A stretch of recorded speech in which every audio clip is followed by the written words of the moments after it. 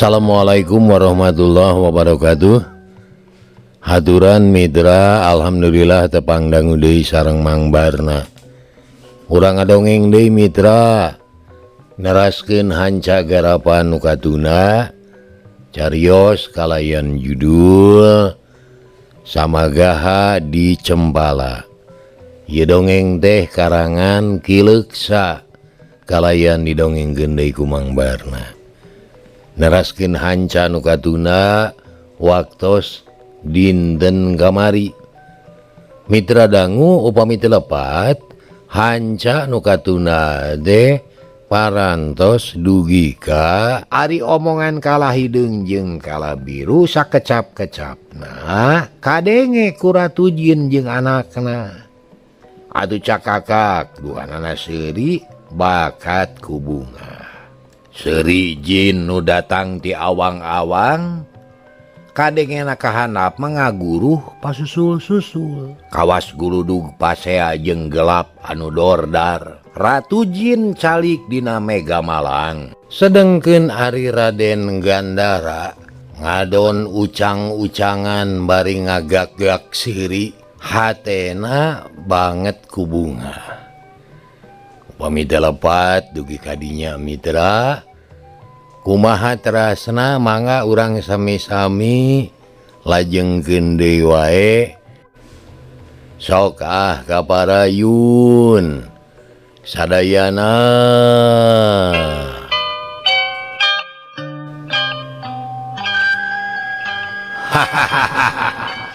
Kadangu ku ibu, manusia teh ngomongna harus nah bisa dipercaya gitu. Ceuk Raden Gandara ka ibuna, nu harita sarua ngarasa Bunga da ngadenge kana kekecapan kalahideung. Atuh puguh kadenge mah kadenge pisan malah mah keun urang deukeutan. Urang tanya bener henteu nah. Ceuk Siti Nur Badriah bari nangtung dina Mega. Panonna mureleng kahandap neuteup dua jalma anu keur dilingkung kabingung, diudag-udag ka susah, dikukuntit ku kasedih. Sabab aya di tengah laut nu jauh kaditu ka dieu bari Tunggara. Ayo ibu, buru-buru bisi pohon manten kana kecapna, nyakeun da moal ka mana losna. Tarahuna urang puihkeun, dalamun teu ngaguguk ku urang mah ke urang puihkeun sana muntir. Mitra kacaturkeun kalahideung ayeuna jeung kalabiru. Reuwas kacida ngadenge guludug di jomantara patarik-tarik jeung gelap. Tapi barang diteges-teges bet sada nu seuri. Dulu eta dengekeun ku manesia kalabiru, bet sada aya anu seuri di awang-awang. Manusia atawa setan. Kan bae antep Kang, tungguan naon nu bakal kajadian we lah. Temal kalabiru bari tanggah neuteup Mega anu ngagulung. Langit rada angkeub, tapi teu aya ari hujan mah. Ngan angin mani ngaguruh. Keur kitu cakakak aya anu seuri, beuki jelas kadengena bentes kadenge ku kalahideung jeung ku adina. Sorana handaruan mata keung jeung matak sieun. Manusa, nah bener omongan teh atawa ngan tama bau sumut wungkul.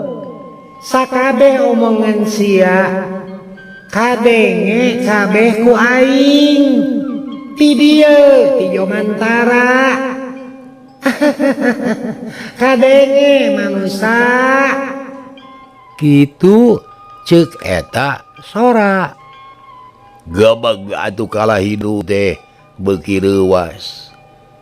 Beungeutna sepa panon molotot leungeun asa heuras. Suku kaku teu bisa obah kawas anu keuna ku tenung. Kereuwas kitu teh Olebat aya anu turun ti Jomantara kaciri pisan kalayangna regeureun hareupeun parahu nangtung ngabedega nulak cangkeng tapi sukuna teu napak kana cai. Nyapuguh atuh kala hideung jeung kala biru geus teu dicatur deui kareuwasna. Panon buncelik jajantung ratu najan nyage luhur elmu sarta loba pangawasa. Ari kitu mah can barisaeun maranehna teh. Nu matak duanana ge kaget. Malah kala hideung ge ukur ngupat dina hatena. Bedoel cenah manungsa atawa setan ieu teh aing ge kasebut jago can mahi ari kitu mah. Elmu aing can bisa mapakan manehna uluh. Nah makhluk di mana turun ti langit. Nangtung teu napak naon-naon kitu ceuk kala hideung bari melong kanu nulak cangkeng. Sedengkeun kala biru mah teu luwak liuk teu usik-usik. Panonna kalah colohok bengong kaget ku kalakuanana. Ku kasaktianana jeung deui heran. Nampo warugana awak jangkung gede susuna rayud panonna bolotot. Untu werang eteng jeung sihungan. Buluna baradag nyum. Dampal suku meni jebrag. Gelangna emas sagede-gede leungeun orok. Cakakak Ratu Jin seuri calawak bari lalengakan.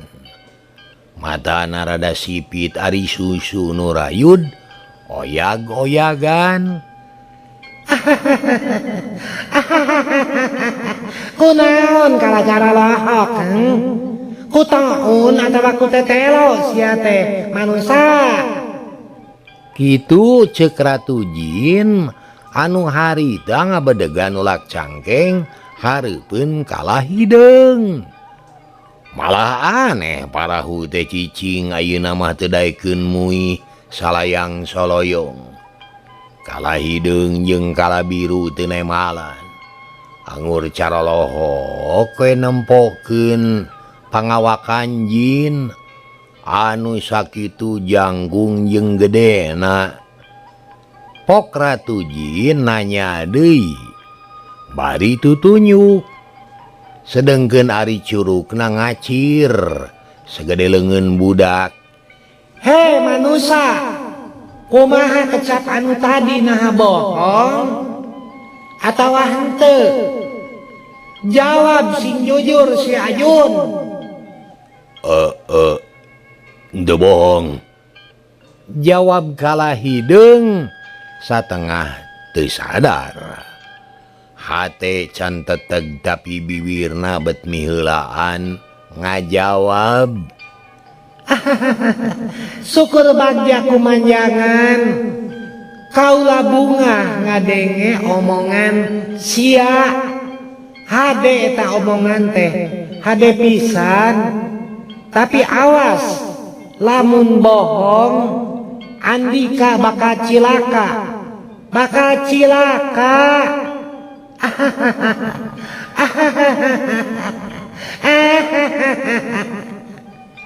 Ceuk Ratu Jin seuri lelengakan bari teu nyari seurina teh. Ari kala hideung jeung kala biru ngahuleng. Sabab saumur nyuhun hulu. Kakara ayeuna manggih makhluk nu gede luhur jeung bisa nangtung dina laut. Ngangkang teu keuna kana naon-naon. Puguh ge ngarasa aneh ka bina-bina. Saha Andika?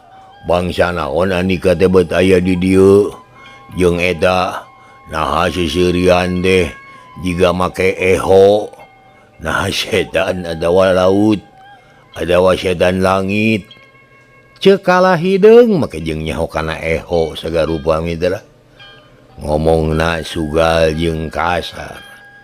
Tapi hate mah seber loba kasieun. Kaula mah bangsa jin.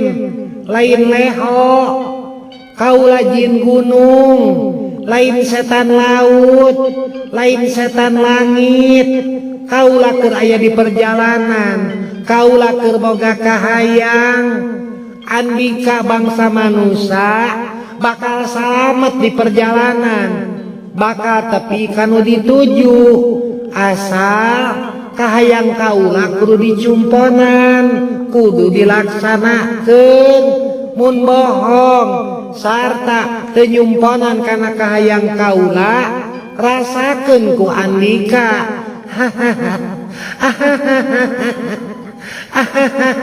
Taya teh lain leho seuri teh.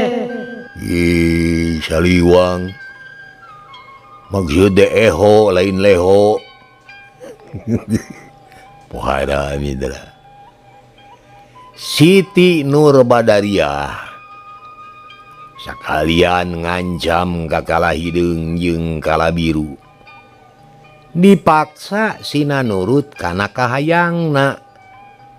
Lamun teu nurut moal asa-asa eta dua jalma teh bakal dibinasa di tengah sagara. Adi kumaha yeuh? Kalahideung ngarewos bojong ka adina. Nah, make kudu mikir. Gugu we kahayangna. Apan urang teh perlu salamet. Sabab geus bukti teu bisa meruhkeun parahu. Benernya Agang satuju. Keun urang tanya deui yeuh. Naon kahayangna? Ceuk Kalahideung terus malik. Sanggeus kitu narik napas kawas anu capek. Panon melong ka Ratu Jin. Bangsa Jin, naon kahayang Andika? Naon nu kudu dijalankeun ku kaula? Dengekeun manusia, kaula ngajamin Andika bakal salamet dina perjalanan ieu. Bakal tepi kanu dituju, tapi syaratna kudu nurut jeung nyumponan kana kahayang kaula. Ari kahayang kaula ngan saeutik, anak kaula teh hayang jadi raja di nagara Cempala. Kahayang eta lain ngan sakadar kahayang, tapi boga hak nampah waris. Sabab anak kaula jeung si Jakalara sarua anak Ratu Eka Jaya. Takulantaran kitu praktaehan si Jakalara kuduaan. Engke mun raja geus modar, anak kaula nu bakal jadi raja. Andika dua itu pamenta jeung kahayang kaula. Kaharti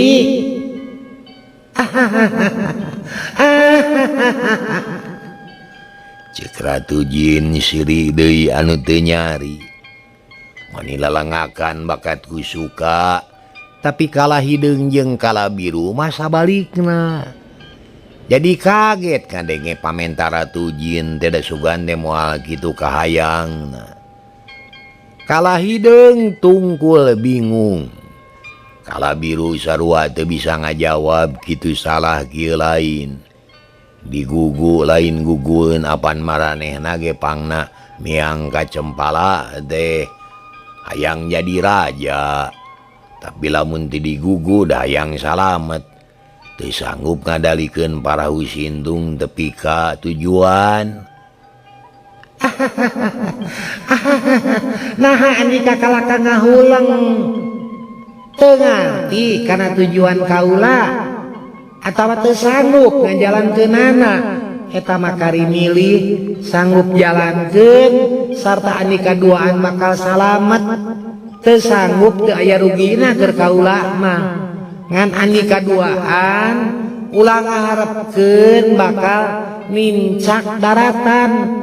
Boro-boro jadi raja di Cempala, nyorang lemah ge moal laksana. Kaburu modar di tengah sagara. Ceuk Ratu Jin nyarita deui atuh puguh we kadenge kitu mah beuki reuwas. Ngarti adi ngartina mah tapi dengekeun sakali deui. Ta ieu anu nangtung gigireun kaula teh anak kaula anungan hiji-hiji nya terus sing Ratu Terah Kusuma turunan Raja Cempala anu boga hak pikeun nungtut warisan kanu jadi bapakna ngan terus terang bae kaula teh era lamun kudu langsung sorangan mah sabab kaula kungsi codeka ka raja ka ayeuna tepung jeung Andika anu maksud jeung tujuanana sarua pada hayang jadi raja di Cempala matak naon urang gawe babarengan urang join jeung jin ngan syaratna anu baris jadi raja anak kaula da eta nu boga haknya waris mah Andika mangan hak jadi pati kitu ge mun hasil maehan si Jakalara sok ayeuna geura pikir sarta jawab anu pasti sanggup atawa henteu lamun teu sanggup bakal dilelepkeun ku kaula dipodaran sarta diparabkeun ka lauk-laut mun sanggup Andika salamet bisa tepi ka basisir tah kitu Mitra kahayang Ratu Jin manikeukeuh hayang dibantu ku Kalahideung sabab sanyana mah asa mobok manggih gorowong kabeneran pisan papanggih jeung Kalahideung teh aya keur pijalaneun geusan ngajorag ka nagara Cempala heuda ari langsung mah teu wasa era ku urang nagara rumasa lain babad lain tanding lain bageanana anak jin ngaratuan di nagara manusia mah tapi ayeuna bet papanggih jeung Kalahideung katut Kalabiru nu boga tujuan anu sarua pada hayang jadi raja Nur Badariah aya jalan komo meuntas atau heunaker papanggih teh ngantang duwe rada licik moal daek saundung jeung manusia heh kunaon Andika ngahulang wae sanggup henteu kaula mah moal maksa sanggup syukur henteu kajeun ngan syaratna kitu lamun teu sanggup kudu daek namahan pati di dieu jadi para blau ceuk Ratu Jin bangun teu sabar ari Kalahideung sabot Ratu Jin ngawak-wak nyarita teh mikir nya akhirna manggih hiji kaputusan yen rek nyanggupan kana pamenta Ratu Jin pokokna mah asal salamet weh urusan engke mah nya kumaha engke bae nya kecuali kitu mah kaula sanggup sarta rek nurut kana kahayang Andika tapi buru-buru kaula tepikeun ka sisi basisir hanyatkeun ka darat kitu jawab Kalahideung tanes renghap Kalabiru narik napas panjang hate masanya teu satuju kana putusan lanceukna teh tapi dalah dikumaha atuh dah eueuh jalan sejen syukur ari geus sanggup mah syukur pisan ka ayeuna dengekeun ku Andika he manusia omat ulah diengkekeun deui mun geus datang ka nagara podaran si Jakalara cacang sing ancur bisi hirup deui kaulah hayang buru-buru ngadenge si Jakalara modar sarta hayang buru-buru ngadegeun anak kaula jadi raja di Cempala tah pikeun ngalaksanakeun eta ye bawa pedang kaula pedang jimat anu gede hasiatna podaran si Jakalara ku ieu pedang Mitra Ratu Jin nyaan hayang ngadek nginyeum leungeun teh sok mikeun pedang ka Kalahideung ku Kalahideung ditampanan keur butuh pisan ku pakarang. Ari ayeuna aya nu mere nyatang teu asa dimodalan. Alah, nuhun kaula narima kana ieu pedang. Tapi pedang naon ieu teh ngaranna jeung deui kumaha hasiatna? Eta pedang ku kaula dingaranan padang siluman. Pedang siluman. Watakna hirup geus nyaho ka musuh teu kudu capek ngulinkeun. Di mana dibawa ke medan perang eta pedang teh hirup sorangan, tinggal nyekelan perahna manehna bakal ngadekan musuh. Najan eta musuh teh ribuan moal sieun. Cek Ratu Jin tanesnaker.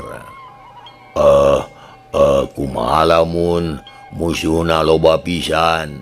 Ulah salempang.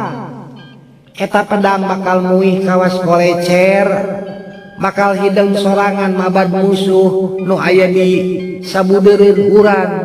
Eta pedang ge jiga boga mata.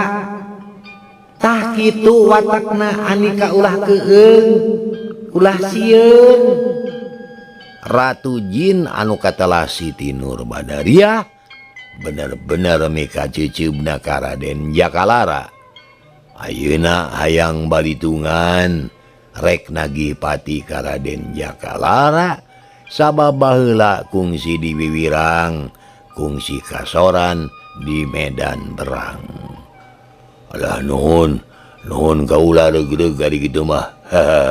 Bagja temen boga pakarang hade adi euy, boga pedang siluman. Ceuk Kalahideung bunga kacida. Kalahideung kacida bungaheunana lantaran boga gagaman perang pimodaleun nalasan Prabu Jakalara. Pedang dicekel kedua leungeun, diacungkeun ka luhur bari diteuteub binuh ku pangharepan. Nya dina kaayaan kitu, Raden Gandara nu boga sifat licik jeung sarakah geus waspada sarta teu eleh ku Kalahideung. Les wujudna ngaleungit paledug jadi haseup ipis, seot kawas aya anu nyeuseup kasarot ku pedang. Blus kabeh ngancik kana pedang siluman sarta merenah di jero pedang.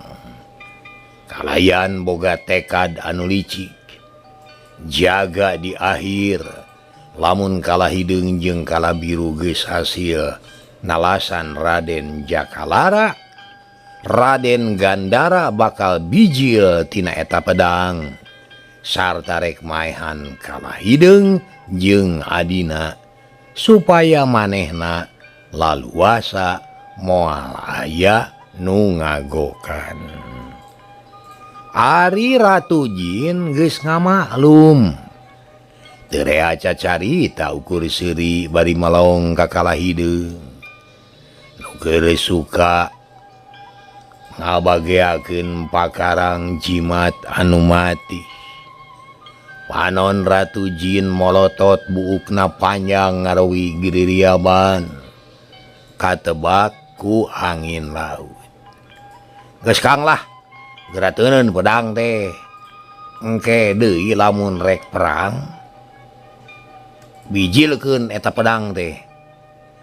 Ceuk Kalabiru ngelingan supaya lanceukna teu kamalinaan. Ae heueuh bener adi, akang teh poho euy. Bunga sudah euy. Keur teu boga pagarang adipe kaya nu mere heueuh. Sia anu teu aduh. Mangkaning pedang hebat ieu mah euy. Aduh. Ceuk Kalahideung terus nyoren pedang dina cangkeng lebah genca. Bral, andi kaduaan geramiang, gera jorog nagri Cempala, podaran rajana, rebut kakawasaanana, isuk jaga ninggeto andik, bakal diangkat jadi patih ku kaula, ngawula ka anak kaula nu baris jadi rajana. Ceuk Ratu Jin ngajurungkeun ka Kalahideung supaya buru-buru init ka negeri Cempala. Aglah, kaulah minta bidung ayuh minta selamat di perjalanannya. Nya didoakeun pisan. Beral geramia. Mitra, barang cacap omongan Ratu Jin, les ngiles tepuguh leosna. Leungit tanpa lebih ilang tanpa karana. Teuing ka mana balikna kala hideung narik napas panjang, kala biru ukur rumenghap. Teu sakara-kara siriwik parahu sintung gebang teh maju deui. Majuna bener kawas tadi lempeng kanu dituju. Atuh laut teu motah teuing. Angin aya tapi teu mata keung. Kenca katuhun lauk leutik ting araceleng. Sakapeung ka ciri buntut hiu nyiriwik dina sela-sela omak. Kala hideung jeung kala biru bungangang hatena.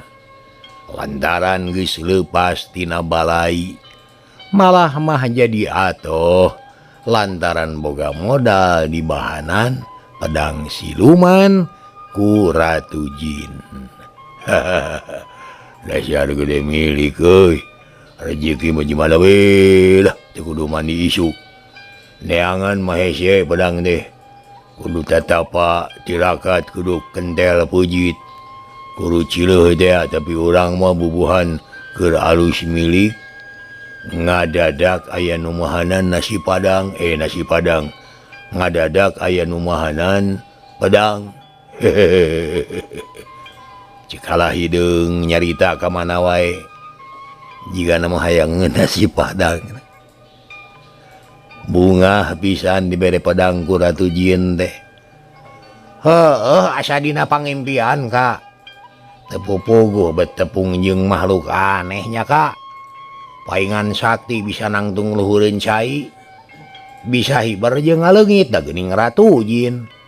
Ngananya kal urang teu nyaho ngaranna saha eta tehnya. Cek kala biru manehna hanyelu. Sabab teu nanyakeun ngaran Ratu Jin. Teu perlu nyaho. Engke datang deui geura. Pan tadi geus janji. Di mana urang geus hasil nigas beuheungna si Jakalara. Manehna bakal datang deui bareng jeung anakna nu baris jadi raja. Nah akang ikhlas masarakeun kerajaan ka batur. Padahal anu capena urang nah daek jadi patih. Ge mau mangge we atuh. Politik gunakeun teu kudu di pikiran ayeuna. Nu penting mah ayeuna salamet dina bahaya. Urusan perang mah teu berat da boga pakarang jimat. Urusan jadi raja, urusan eta mah urang pikiran deui engke. Nganu jelas teu sudina haji saringan samat jadi patih mah. Kala hideung ngagak-gak seuri. Perah pedang digilirkeun asa gagah boga pedang teh. Padahal can kanyahoan manuatna da karek cek beja wungkul sakti iso teh. Kumangke we nya kanya. Cek kala biru manehna oge ngartieun kana niat jeung maksud nu jadi lanceukna. Atuh geus kitu mah duanana jongjon ngamah sagara. Mapai lautan angkleng-angklengan di tengah laut. Nyiriwik dina parahu sintung gebang anu maksudna nyaeta arek ngajugjug ka basisir nagri Cempala. Angin ngagelebug milu jajab, omak anu pating surungkuy milu ngaping, manuk recet bariting sareot nyameran mangsa. Kawas nu ngahaja maturan nu keur lumampah. Cag tuna heula lalampahan kala hideung jeung kala biru nu geus teteg deui hatena. Sarta meunang kabungah ku ayana meunang pedang ka hareup ka samper deui. Ayeuna urang kocapkeun kaayaan di jero nagara Cempala. Harita teh pasosore panon poe geus tunggang gunung, tongeret reang di sarada di sisi lemur, manuk recet matak betah matak waas. Para patani geus balik ka imahna, kitu deui para sudagar jeung nu usaha sejena. Barudak arulin di buruan, lulumpatan ucing-ucingan, suka bunga galumbira, teu aya karisi karempan. Ari di jero karaton, anger sabiasa, ayem tentrem taya kuciwana eueuh anu matak sieun, eueuh anu matak keueung. Para abdi dalem, para ponggawa menak nagara, jeung sakumna rahayat nagri Cempala, danget ayeuna keur meujeuhna senang hate, tiis ceuli herang mata. Atuh nu bungahan teh lain bae para ponggawa jeung rahayat, dalah Prabu Anom Jakalara oge kalindang bagjana sagede hate, bungah manah lugina teu aya bang baluh naon-naon. Harita anjeunna calik dina korsi patamanan, direncangan ku Parameswari taya sanes kajabiti Dewi Anggasari. Puputon kembang kadaton kameumit Kanjeng Raja nu taya kenat. Hawa patamanan seger matak betah, kekembangan keur meujeuhna mangkak beukah, seungitna nyamuang sapakarangan, namahan endah nameuh asri. Bagja temen kakang, keur halodo teh sae sorena langit lenglang, caang padang narawangan, taya pisan aling-aling katurug-turug, tengit pikalucueun. Saur Dewi Anggasari ngedalkeun eusining ati tina ku bungah-bungahna. Leres rayi engkang ge kitu pisan naraosan teh. Asa beuki betah we aya di alam dunya teh. Cacakan ngan ukur saheulaanan. Loba hal nu matak serab anu sanyana mah ngan saukur pangbibita. Sarda sadayana bakal dikandun. Kitu waler Kanjeng Raja bari neuteup ka patamanan, ninggal kukupu nu pating kaleper, eunteub dina kekembangan. Naon margina kakang? Naha bet bakal dikantun? Anya lali deui, pandunya mah ngan saukur pupulasan. Leres kahartos ayeuna mah, laras pisan atuh ari kitu mah kaendahan dunya tengan ukur pangbibita, papaes keur saheulaanan.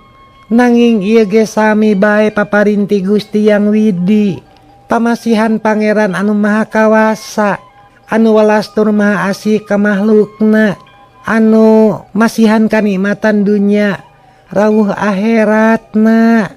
Saur Dewi Anggasari deui. Tah, leres pisan kitu. Sadayana ge asalna mati Allah, tapi kade ulah kajongjonan, ulah kamalinaan, ulah moho teuing kana dudunya. Cueu ka pi akhirateun margi dunya sareng akhirat teh kedah saimbang. Dunya teh heureut, umurna ponok, sagala rupana kauger kuat teu soangen. Nanging sanaos aya di dunya ukur sakedap, upami urangna tiasa ngamangpaatkeun waktu mah tiasa kanggo ngumpulkeun bekal canakeun ka akhirat. Bekal ku amal soleh nu moal aya seepna. Taku margi kitu upami urang kenging kasenangan, ulah lali ka purwadaksina, ulah kajongjonan teuing kedah sing emut, kapi kahareupeun ibadah teh ulah elat, siang wengi sami getolna. Sumuhun kahartos pisan kakang, aya itu panempoe sakedap di oge surup, tos antal kana mun-munan gunung. Mangga urang kalebet kakang. Dewi Anggasari ngajak ka padaleman nanging Kanjeng Raja bangun anu betah can wareg nyeusup hawa seger di patamana kaila rayi sanyana kakang teh nuju emut ka eyang sanggabuana raraina teh asa ngalangkang bae kokolebatan mineng nemongan. Saha kakang? Dewi Anggasari kaget soca melaongkan rarai Kanjeng Raja. Sepuh Pinandita nulingi di Gunung Payung eta teh guru engkang di Bubudak. Sepuh wijaksana nu masihan sagala rupi ilmu panemu dina enggoning ngambah kahirupan dunya sareng akhirat itu dah rayi. Anu sok sering disaurkeun ku kakang sepuh anu masihan obor gesannya angan pijalanen anu elmuna diagem ku salira kakang. Saur Dewi Anggasari na memang mineng ngadangu jenengan eta pandita. Leres rayi, leres pisan. Dah eta nu kaemut wae ku kakang deh. Duka naon alamat, na duka naon balukarna. Datara-tara tisasari, puguh tos 2 dinten. Kokolebatan wae dina kongkolak panon. Atuh, kumaha upami tepangan ka padepokanana? Kang itu gaduh emutan gitu. Nanging duka iraha waktosna kungkang teu acan kaemutkeun ke urang milari waktos. Sumuhun, ayeuna mamangga urang kalebet kakang. Bilih kabujeng magrib, kirang sae ngalange sareupna. Apan waktosna ibadah. Leres pisan rayi. Terus duanana lumebet ka padaleman. Geget layut salawasana hayang deukeut tara aya pacogregan. Masing-masing geus apal kana kawajibanana masing-masing. Reup peuting langit ku lawu, beurang kasilih ku peuting bentang baranang pating karetip, pating kariceup, matak waas matak betah. Gaang jeung jangkrik reang patemalan, sakapeung kadenge sorabeuk ti kebon awi. Raden Jakalara lumebet ka pangkuleman. Reup kulem, memehna teu kenat ngadoa, pasrah sumrah kanu kawasa. Bisi dicabut nyawa dina salebeting kulem. Tapi dasar raja nu luhur ilmu, jemar ku pangabisa, karek reup kulem ujug-ujug bray aya titingalian. Di antara sadar jeung henteu, antara kulem jeung cager harta mitra hanyakal kabujeng nenglong. Hatur nuhun kana perhatosanana, insyaallah enjing tepang dangu deui. Billahi taufik wal hidayah. Assalamualaikum warahmatullahi wabarakatuh. Ciao.